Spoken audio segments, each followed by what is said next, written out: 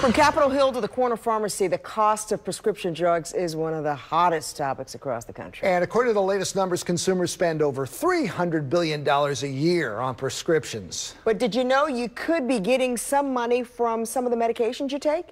ABC2 News' Ashley James with tonight's health investigation.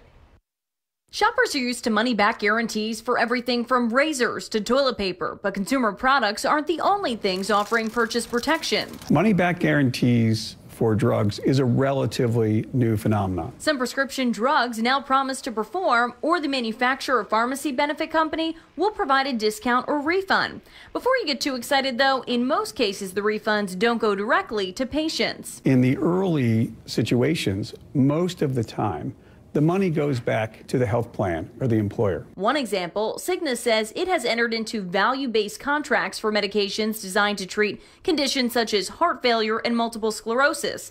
There are agreed-upon health metrics to measure whether a drug meets expectations.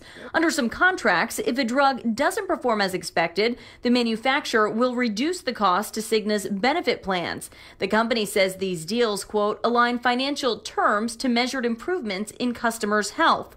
David Mitchell of Patients for Affordable Drugs says the guarantees are little comfort to sick patients.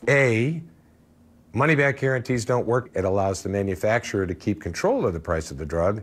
And two, no drug should be given to people if they're not effective to begin with, and the FDA determines that. Dr. Fendrick says in some cases, guarantees won't directly impact patient costs, but they are supposed to help insurers keep premiums from going up. It's increasing accountability and transparency for drugs and drug effectiveness. Novartis makes some drugs that offer rebates and guarantees and say by collaborating with payers on outcome-based contracting solutions, we hope to help drive a shift toward value pricing in the healthcare system. Express Scripts offers its own guarantees and tells us its hepatitis C program has, quote, lowered the cost of the treatment for payers by nearly 50% since 2015 and has granted 50,000 patients access to care that may be rationed by some providers.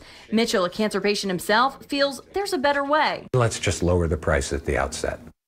What about people with no insurance? Novartis tells us uninsured patients may be eligible to receive low or no-cost drugs through their patient assistance program. Similar programs exist with other leading manufacturers. For ABC2 News, I'm Ashley James.